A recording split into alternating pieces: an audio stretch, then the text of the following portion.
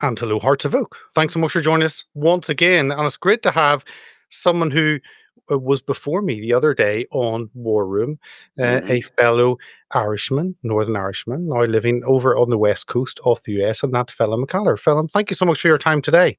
And thanks for having me on, Peter. Oh, Good to be on the same time as you now. it was, and then Poso following us. So it was all good Yes, company, all good yes, company on War. yes, Steve brings the best on. But yes. I wanted to talk to you, and people can find you. There is your handle on X, and unreportedstorysociety.com is the website. It's the links are all there in the description, however you're watching. But you're no stranger to putting out films that focus on hard issues. I mean, I think Yes. 2018 Gosnell, the trial of America's biggest serial killer, and looking at the abortion industry, that is a divisive subject. It's a horrendous subject. You don't get much more motive than that. And then you had this one that you just released, the Grooming Gangs Cover-Up. Maybe I can ask you why this topic, and then I'm gonna play the one of the clips from it. But tell us a little bit how you ended up putting this together. Um, well, so I believe it's only you should only cover tough stories. In some respects. Now, some of them are so tough that the audience won't listen, and it's almost understandable. So you have to make it palatable in some respects. But we specialize in a lot in verbatim drama, using actual transcripts, using text messages, using emails, using actual interviews, like we did the October 7th play, based entirely on interviews with survivors of October 7th. Every word on stage was an actual word said by a survivor. So, you know, we were lucky that we managed to get hold of the sentencing remarks of the judge from this Oxford trial. Um, and when you read it, you just think, well, how could this not be?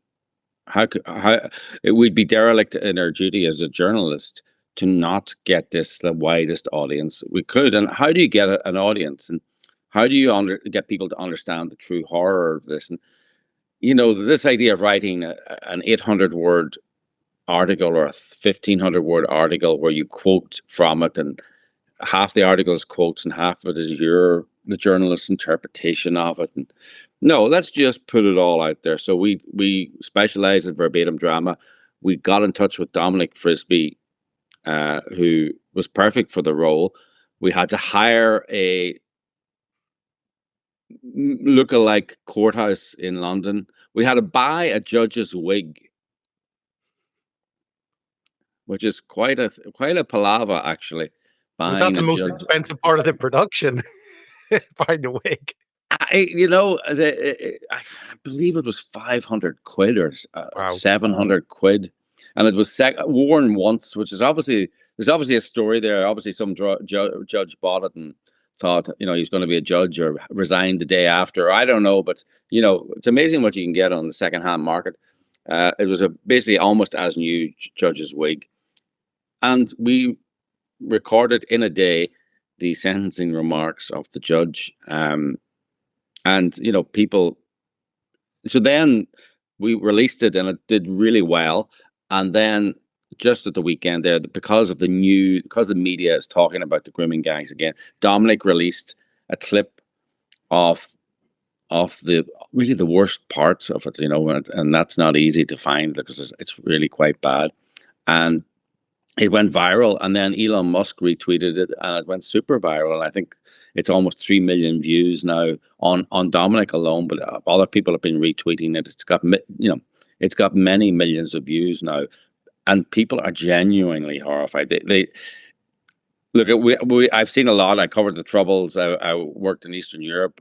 I've worked in Cambodia and Madagascar, and I've dealt with American leftists and Antifa and all that, and environmentalists, and these are bad people.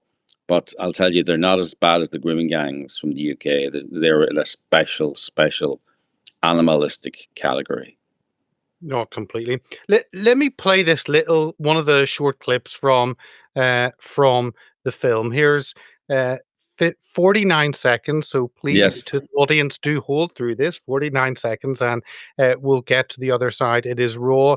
It is as the sentencing remarks were. You're getting it exactly. But here is Yeah. Dominic. Let me play this as the judge. Can I just say Yeah, this is of not the course. one that went. This is not the one that went viral. But Steve Bannon, we were on Steve Bannon's show the other day. He says I couldn't play that clip that went viral.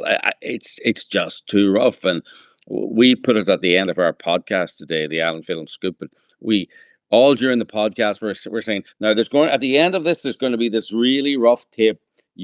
We're gonna and we kept introducing it, and at the end we said you might want to switch off here now. But this is not the bit you're going to play is pretty bad, but it's not the worst. But please play. Yeah, here it is. Strangers would burn her with cigarettes. A stranger almost throttled her. One deliberately scratched her vagina with his nails. One inserted a hairbrush into her vagina. One of the rapes, of which you all three have been convicted, relates to the terrifying ordeal to which you subjected child AB at Shotover Woods. This episode provides a graphic example of how you would react if she failed to comply. Child AB pretended she had a period to avoid sex. You, Akhtar, reacted by putting your hand down her trousers so as to check whether this was true. You, Akhtar, Anjum, and Kamir Jamil then embarked upon a wicked plan to punish her. So it's really interesting because you see films, programs, documentaries, and there's a lot around, a lot of commentary. This is pure, this is raw, this is the judge's remarks that's so powerful. I mean, tell us a little bit about maybe why you chose that simple style, which is so utterly effective, because of the setting, because of Dominic, but because the words really speak for themselves. You know, it's very powerful. I mean, we do verbatim plays. We do, and I notice when you go to the theater, normally people are sitting back listening to what the writer has written and the character he has created. I notice when it's verbatim, people are leaning forward a little bit like this because they want to hear every word because they know every word that was said was an actual piece of, real life said by a real person, and this happened to them. And now it's changing, but courts are still where you hear a lot of truth. Courts have become politicized, but people don't like lying under oath, Also, slogans generally don't work in courts. Political campaigning doesn't work in courts. It's mostly evidence-based, So you have to say something and there has to be evidence to back it up. And if there's not, you can slam, the prosecutor will slam them, or defense will slam them and say, where's the evidence for that? Or they just won't be allowed to say it because there's no evidence. So there is an element of truth in a courtroom that you don't get in most of society. And people really like the truth. It's rather compelling when they hear it and they can know it, they smell it, and they like it. No, because I went back and read some of the newspaper reports around it. Not just watch the film, but I wanted to see how it was reported, and you read it. But you read it, and you're right, it is text on a page or on a screen. It does not really give you an understanding of maybe what it was like in the courtroom, hearing the words from the judge. But I get this is one of many. This is back, what, 2013, wasn't it, in Mm-hmm. October? So, 12 years, but this is not finished.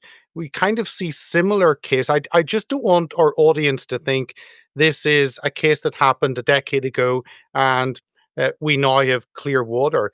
You could have a similar case every other week that we see in the media. So why did you pick that one?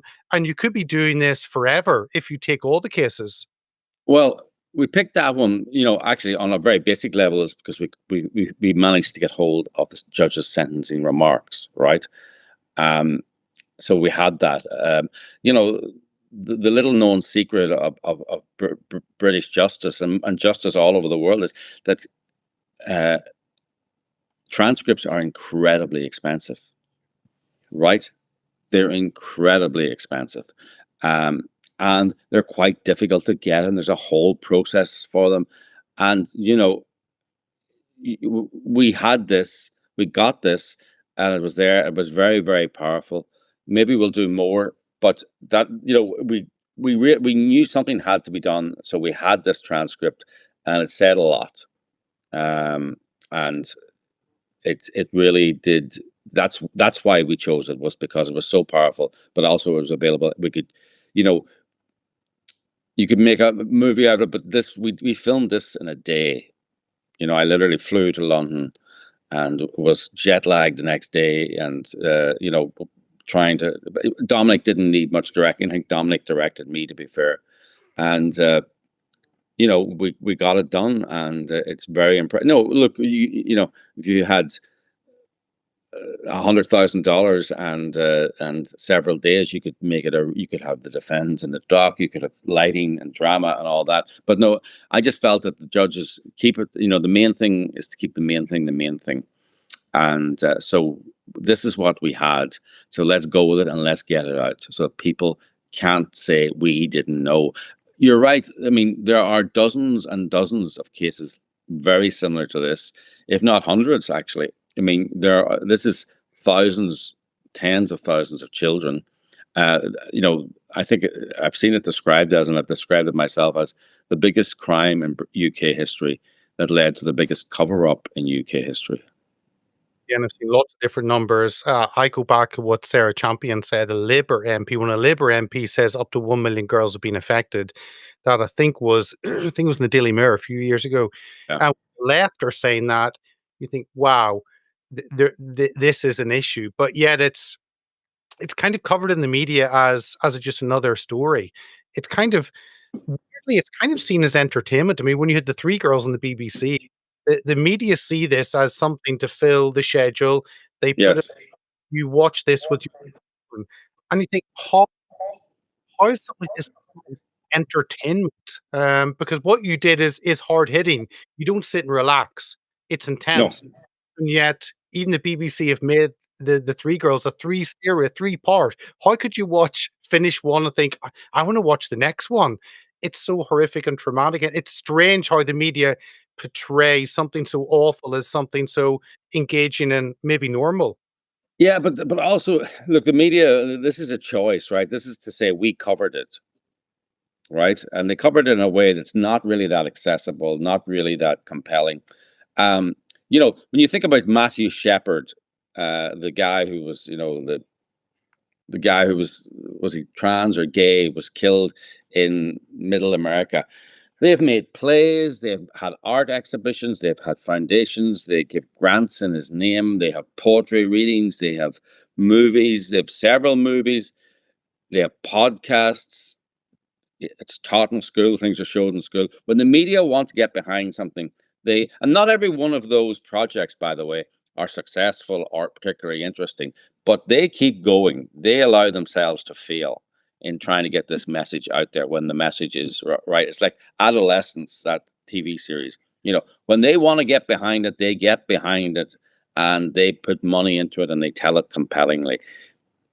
They do not want to get behind this. They do not want to tell this in a compelling way. They do not want to fail. They will not give people money to fail. They will not give people money to try experimental. And they will not give people money to try, Coronation Street is full of trans people. A northern town full of trans people now, and I saw EastEnders had a gay rights thing and a trans thing, and they were fighting in it about trans, who's the more supportive of trans. Why wouldn't Coronation Street have a grooming gang story? It's a perfect setting for it, actually. It's a northern town, a northern post-industrial town.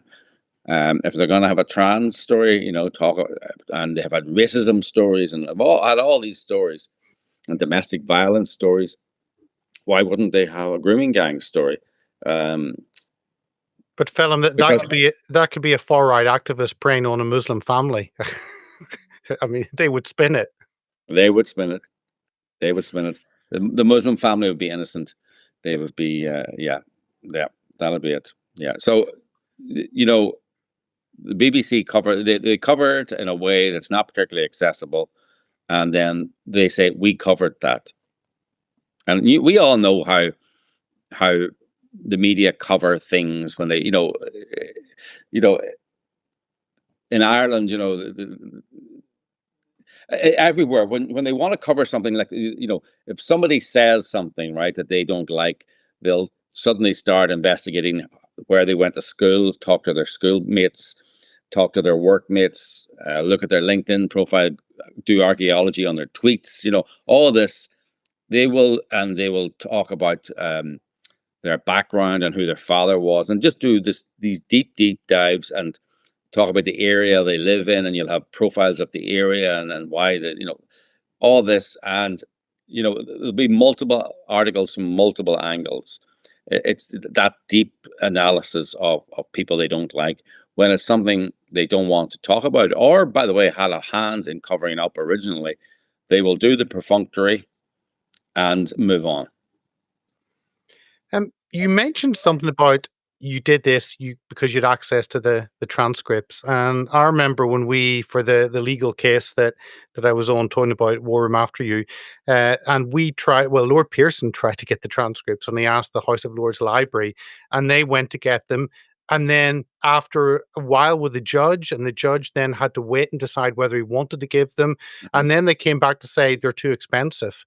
And if they're too expensive, and in the end, Lord Pearson just paid for them, and it's so much a day. And I understood naively. I thought, the public, I'm sure, have access to these court transcripts. But when you realize if these are too expensive for the House of Lords, the Parliament of the day, surely they must be too expensive for us normal people. And you realize there is a bar that actually holds what happens away from the public gaze, which I think, again, fits into what you've put out. It's great that you put out something that actually most of the public don't really have access to because there's that financial bar. Yeah. And by the way, it's a private company that does it. And if I apply for the transcripts and get them, and then you apply for the transcripts and get them, it's the same price. So they're recorded now. They used to be in real time, and just pressing a button, and the transcripts would be there. But it's not like they don't get cheaper when they go to the bother of preparing the transcripts. They're then not available for a cut rate. Everyone pays the same, and it could be £300 or £400 a day. And some of these trials are 20 and 30 and 40 days. So it's just prohibitive. And that is something, by the way, that that Reform UK or the Conservatives, that we don't want. The Labour Party are not going to do that because they don't want people to know what goes on in courtrooms. They should campaign for that. Transcripts publicly available. No, these companies get paid to produce them, and then they're online. Why wouldn't they be online? Surely it should be in the public interest for the public to have access to what happens in court. But then, look, whenever Tommy Robinson was in trial for his terrorism charge, 2 weeks ago, when Ezra Levant flew in, and Ezra was live tweeting, That's right. And then the second day he was told you're not allowed to do that. But the BBC beside him, they were tweeting away, and That's you right. realize actually it's one rule for some and one rule for That's another, right. and this is a game to the establishment. Yeah, no. Look, it's the establishment media do not like us in courtrooms because it calls them out. I mean, we saw this with the Kevin Spacey trial. I haven't told anyone this before. When we covered the Kevin Spacey trial in London, I was tweeting, and there's a whole problem with tweeting, with recovering these court cases, because the complainants are granted lifelong anonymity, and so you have to be careful not to identify anyone. And there was all these establishment crime journalists there, courts journalists there, and at the beginning we were all talking about it, and I said, why don't we all set up a WhatsApp group? Yeah, one of the problems is jigsaw identification, right? So if I say the guy is a 28-year-old lorry driver and somebody else says he's from Epping, and somebody else says he has 2 children, and somebody else says he went to this school, and that's all the information that all 5 of us give. Someone could add it all like a jigsaw and say, oh, I think I know who that is. So it's a problem. So I said, why don't we set up a WhatsApp group and decide what information we're going to give. And they looked at me like, who's this guy who's just done a turd in the punch bowl, you know? And I said, okay, fine. So I did my own thing. They kind of all worked together. I did my own thing.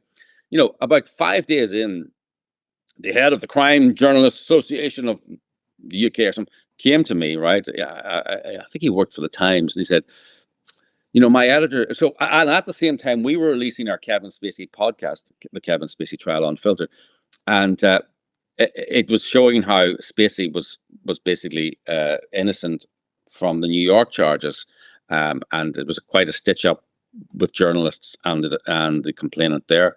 They actually colluded to make the complaint stronger than it was and hid evidence that challenged the narrative. And he came to me and he let it slip. He says, you know, we're very concerned about your podcast. And I'm going, what? Why are you concerned about my podcast? Like, that's got nothing to do with... no, sorry, I mean, we're very concerned about your tweeting. Yep. My editor's very concerned about your tweeting. And I'm going, okay, what are you concerned about my tweeting? And he said, well, you know, you're saying, you're saying that this guy was a driver for this person, you know, and this person, and you know, people would know who that was. And I'm saying, hold on a moment, hold on. This is irrelevant evidence. He is saying I was a driver for this person, and I also worked for Kevin Spacey as part of that deal. That person has given a statement to the court saying that person never worked for me. Right? So completely demolishes the basis of their complaint. He never worked for me, so therefore he never worked for Kevin Spacey. Had no access to him, or had limited access to him, and also showed the guy to be a bit of a fantasist.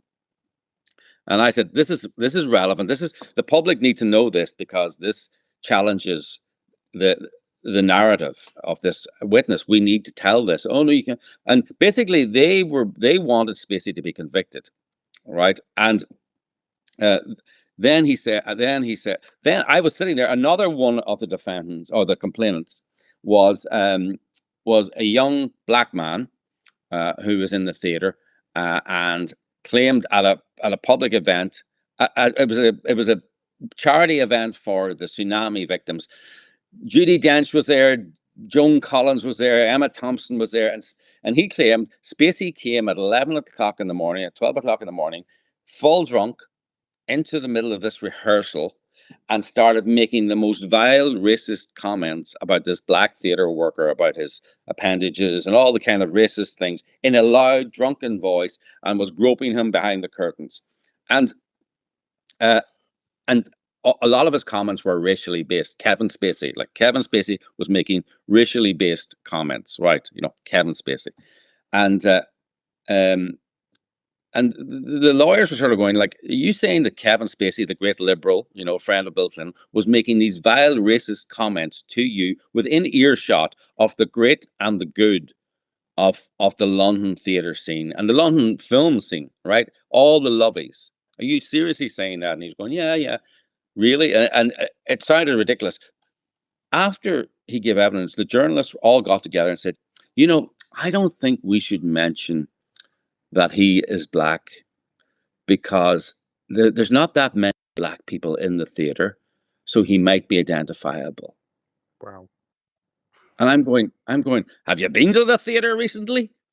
Have you been to and also it's like that allowed them then to not mention this ludicrous part of the evidence where Kevin Spacey, the great liberal icon, you know, friend of Clinton, friend of Tony Blair, friend of Alistair Campbell, friend of everyone, was making racist comments. It was patently absurd, and just, you know, was very damaging to the complainant's case. But so the journalist knew that, didn't want to report on it, and so they used this identification thing to try. Now, I laughed out loud and I said, well, I'm going to identify him as black. I don't know what you guys are going to do because this is relevant. And have you been to the theater? You know, a bit like that. Was it a Tory MP or a Reform MP the other day saying, you know, have you seen them? You know, why are our TVs full of black and brown people when it's not representative of the general population? And you know, you could ask, why are the theaters full of minorities when it's not representative? That's a kind of a different matter. But the fact is, you can't go to the theater. I mean, King Lear is black now, a black lesbian woman. You know, you can't go to the theater now without seeing minorities, and that's a different story and different point. But the idea that we should hold back this evidence that is damaging to the complainants for some identification issue. So I can't remember why I started this point, but yes, the media, yes, the media will hide evidence from the public.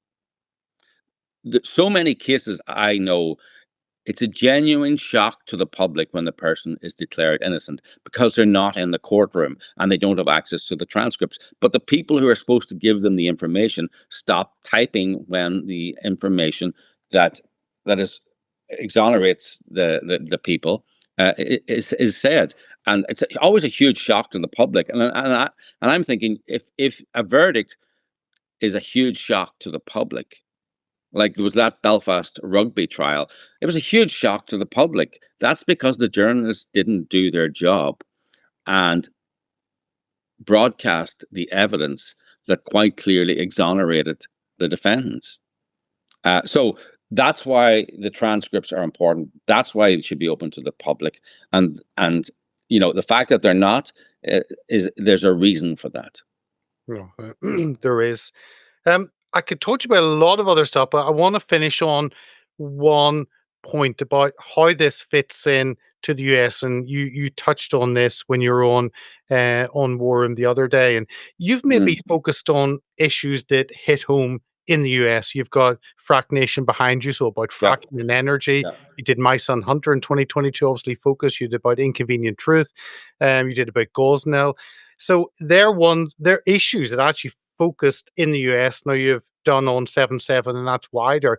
The grooming gang, it's not just a UK issue or maybe a French or a Swedish, but I think you and I would both 100% agree it's impossible that this is just not happening at all in the US. How do you see that now living in the US? What are your thoughts on that to bring it back to the War and Posse?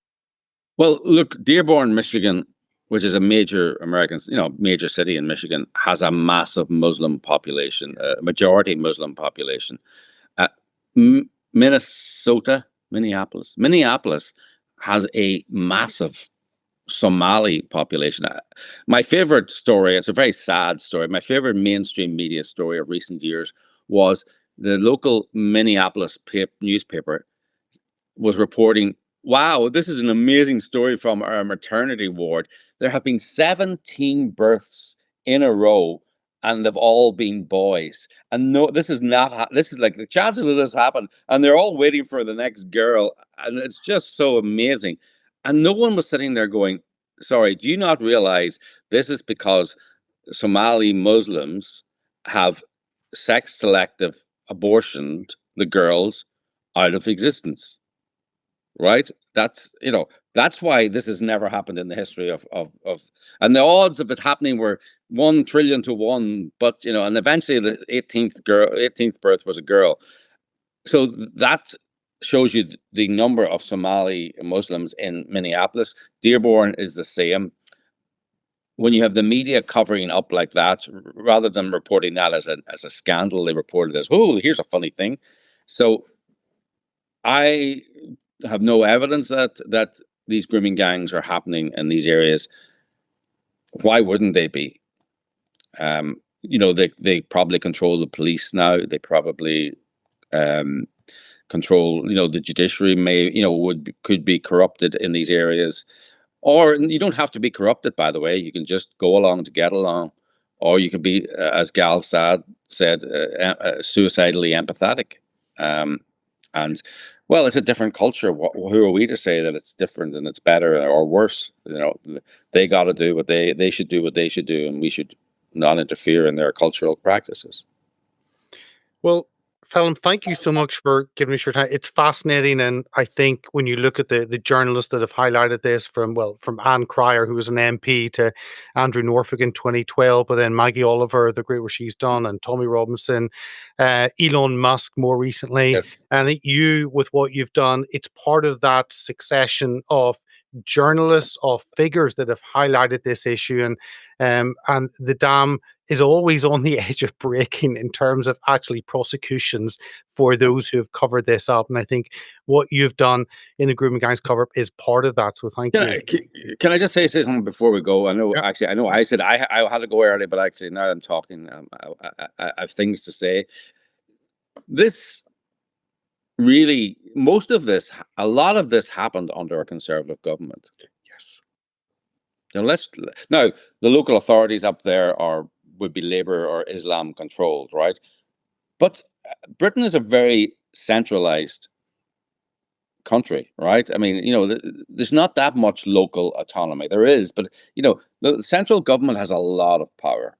Like the local governments can't make their own laws. They have standards. The policing are set at a central level. The judiciary, even childcare standards, set at a central level. Where was the Conservative government? Why didn't the Conservative government have a national inquiry into this? Why was their answer to this to have more Muslim immigration, not less? You have no answer to that. I have no. Well, what is the answer? Do you have an answer to that, Peter? No, we've 14 years of the Conservative Party have destroyed 14. the fabric and culture of the United Kingdom. Great Britain removed the great, and then they have the cheek of pointing the finger at Labour and complaining at them whenever Yes. you were in for 14 years. You did nothing. Nothing. No, you made it worse. Actually, you made it worse. You increased the immigration. You allowed this to happen. And by the way, it's not as if it's weird. They could have scored political points with this because it happened under Labour councils who do have some power, and Labour local authorities, and Islamist councils and Islamist local authorities. Many of the mayors are Islam. So that's talk about suicidally empathetic. They didn't even have the knowledge or the sense to realize this was a great political victory. Now, it should be a moral victory. It should be something that they should have done because it's the right thing to do. But it's not. Yeah, 100%. And Phelim, it's a strange time whenever two Northern Ireland journalists end up being on the war and talking about the same issue in one segment. Yes. That's how weird the world works.